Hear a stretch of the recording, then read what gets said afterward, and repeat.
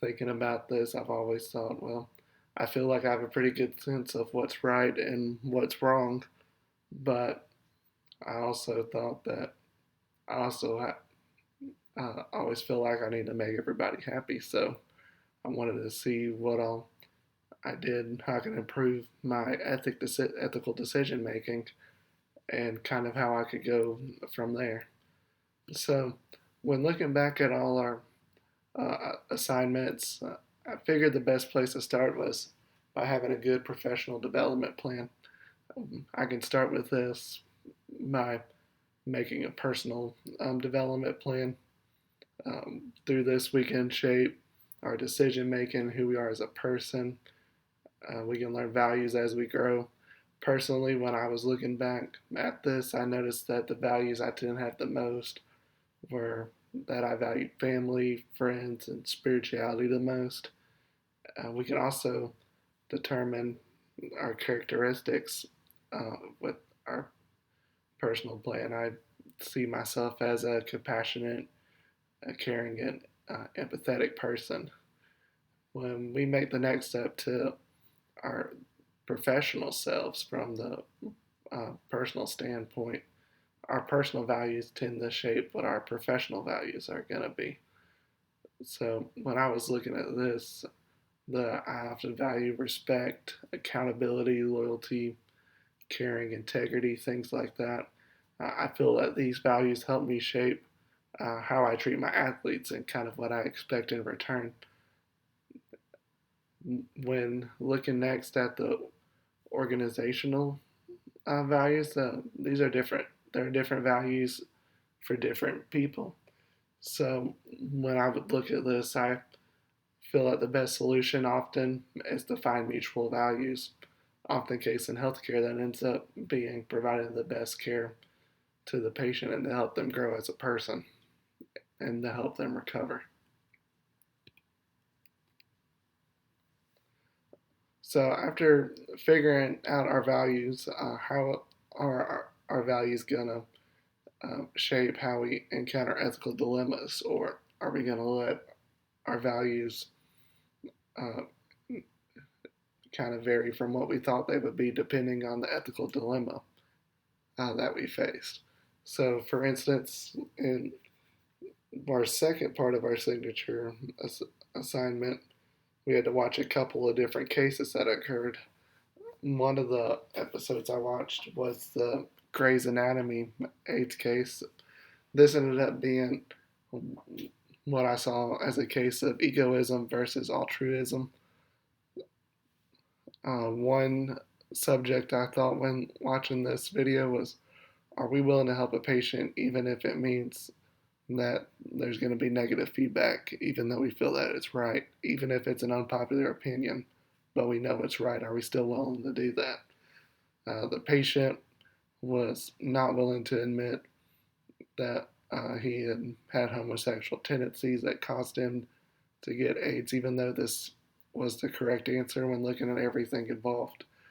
And he was threatening to sue the hospital to just bring every sort of negative outcome towards them.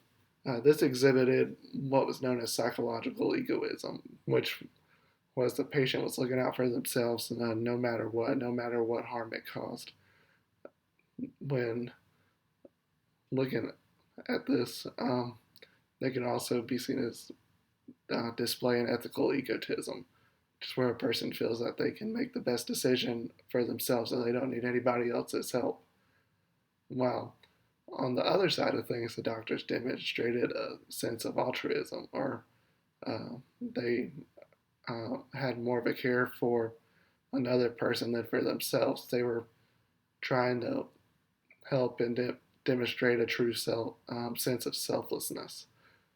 It really makes me think of the Florence Nightingale Pledge, which says, I will do all in my power to maintain and elevate the standard of my profession, which the doctors in this case really seem to be exhibiting.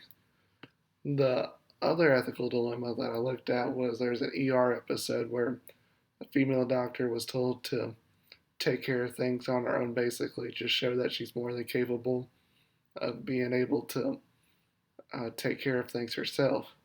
There was a patient that came in with a broken leg. She ended up giving him some medication that had an adverse side effect that put the patient in mortal danger. In fact, the patient actually died from it. So the doctor, in this sense, exhibited or demonstrated really selfish behavior, which means she caused harm to someone else while trying to make herself look better. She wanted to prove that she can handle things herself, but through this, she ended up killing a patient because of it, just to put it bluntly. Uh, so you can also see this as a sense of relativism, which means the belief that a harmful act is right if the perpetrator claims that it is right.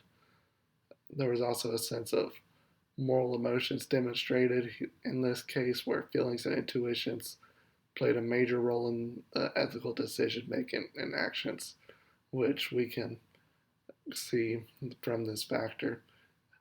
To sum it all up, every action has a consequence, and unfortunately, this was seen when this occurred. When looking at these past two cases, uh, you can see the reflective practice cycle played a role. We saw what happened.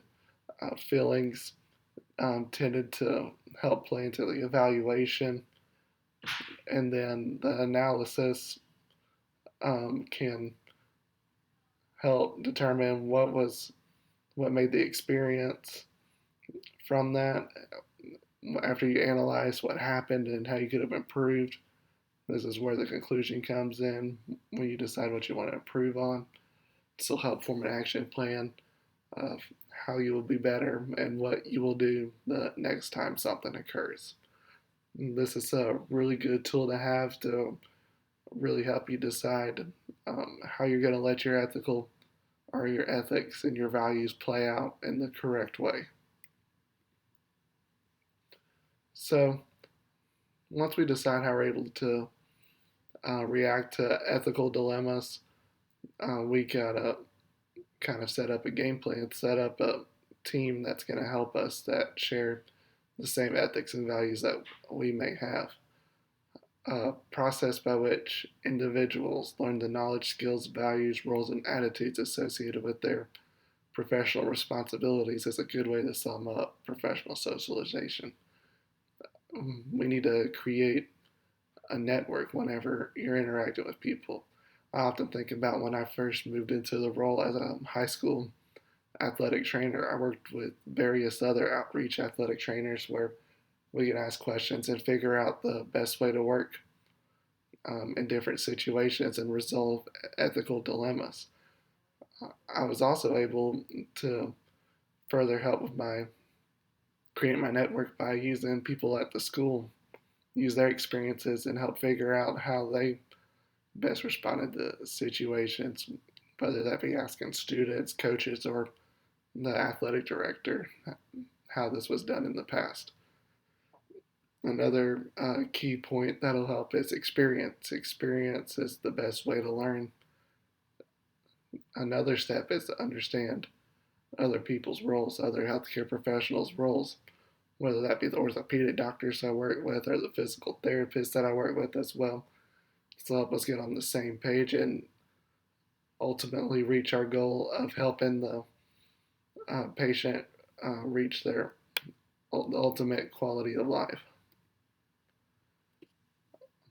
Positive ethical behaviors are another important aspect. I always say that ultimately we should always treat others with respect. This will go a long ways to help. Another attitude or tool that'll help is socialization, like we just talked about. Just incorporating attitudes, values, and outlook on healthcare with other healthcare professionals. Another thought process with this is that I need to exhibit these positive ethical behaviors if I'm having students follow me around and help me with things that might be interested in the field of athletic training.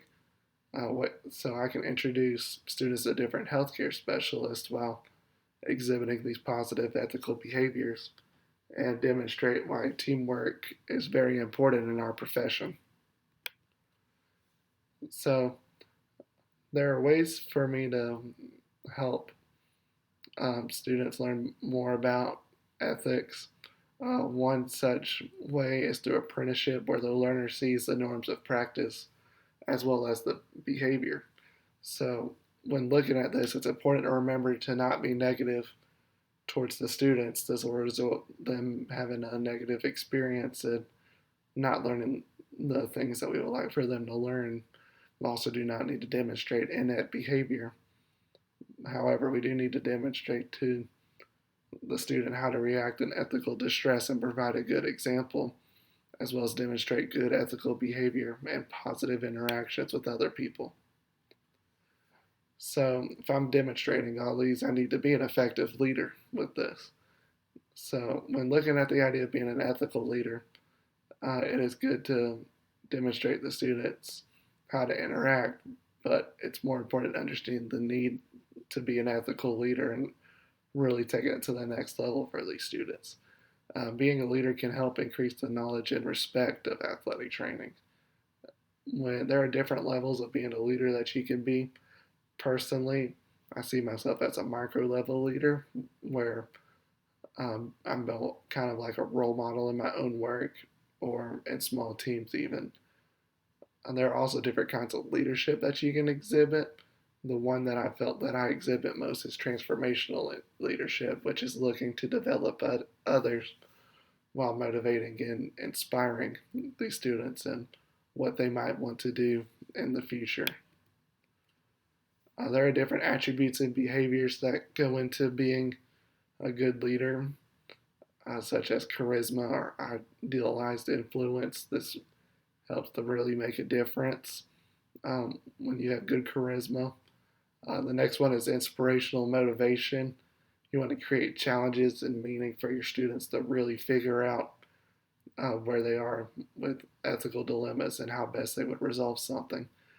Intellectual stimulation would be the next step or the next behavior, which is having the students question assumptions and really think critically about, is this really the right solution in an ethical dilemma? The next behavior would be individualized consideration. When I look at this, I think this one's really important because each person is unique. So therefore, it's important for me to help them in a way that is best suited for them as an individual and not overall as a team. The last attribute or behavior that I feel is important is be authentic. It's just important to be genuine and to really make a difference. This will help the student realize that you really do care and that you really are trying to be a good leader for them. So, in conclusion, I can see that I've kind of served in a role as a servant leader. I'm wanting to help others while also leading others to figure out what they want to do and become a student athletic trainer or just be an athletic trainer in general. I am group oriented. I love working in teams and helping make sure that we have good ethical values in all parts of our team. I want to be able to make a difference, and that the best way to make a difference is to uphold these ethics and make sure we're doing it the right way. Otherwise, you're going to be making a negative difference, and there's nothing but bad consequences that way. And above all else, I just have a new outlook on ethics. I see that it's can be more complicated than initially meets the eye. That there are different factors that go into it. That you can't let your feelings get in the way of what you think someone's going to think of you. But instead, you need to do what is right, no matter how hard it is. No one says being ethical is easy, but if you're ethical, the it will pay off in the long run and will lead to positive consequences and overall making you a better healthcare professional that provides a positive quality of life. I want to thank you for listening to my presentation. I've really enjoyed this semester and I've really gotten something out of it. Thank you again for this class. It's been